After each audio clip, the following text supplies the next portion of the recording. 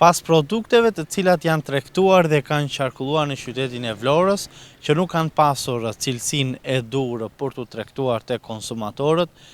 gati projekt ligji i cili parashikon që të gjitha produktet që do dalin në treg fillimisht do të kenë një numër serial. Ky numër serial do të tregojë se ku ndodhen këto produkte për ta bërë më të lehtë gjurmimin e tyre dhe për të paksuar raste të flagrante të tregtimit të produkteve me pesticide, hormone apo edhe një sër faktorësh të tjerë të cilat dëmtojnë sigurisht konsumatorin. Ky projekt ligj është parashikuar që të ndërtohet i tillë për t'i garantuar konsumatorët fill pas skandalit të pulës me salmonel, por gjithashtu edhe të qumshit të ndotur me alfatomin, e cila është e dëmshme për konsumatorët, të shpërndar nga dy kompanit, Lufra dhe Erzeni. Sipas këtij projekt vendimi, parashikohet që të gjitha produktet ushqimore që do të qarkullojnë në tregun shqiptar do të duhet të përmbajnë një kod identifikimi të quajtur si lot, i cili do të vendoset në etiket për të garantuar gjurmimin e tyre të plot në të gjithë zinxhirin ushqimor.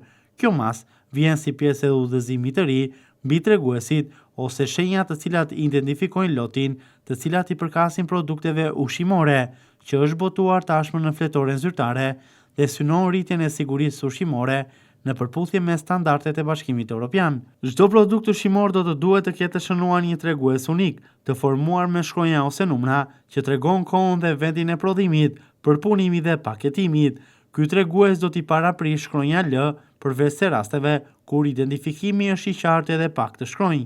Parashikohet gjithashtu vendosja në faza të ndryshme të zinxhirit ushqimor të loteve të mëtejshëm, të formuluar me tregues identifikues me shkronja ose numra, duke i mundësuar autoriteteve, por edhe biznesit të monitorojnë dhe të menaxhojnë në mënyrë efektive produktet e tyre ushqimore.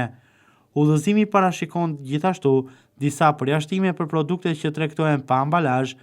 për paketime shumë të vogla ose produkte të destinuara për përpunim të mëtejshëm, megjithëse shumica e produkteve ushqimore të paracaktuara do të duhen të pajisen me këtë kod. Produktet që janë etiketuar përpara hyrjes në fuqi të udhëzimit do të lejohen të qëndrojnë në treg deri në përfundimin e të gjithë stokut, ndërsa autoriteti kombëtar i ushqimit edhe në Vlorë do të jetë i ngarkuar të monitorojë këtë proces kalimtar.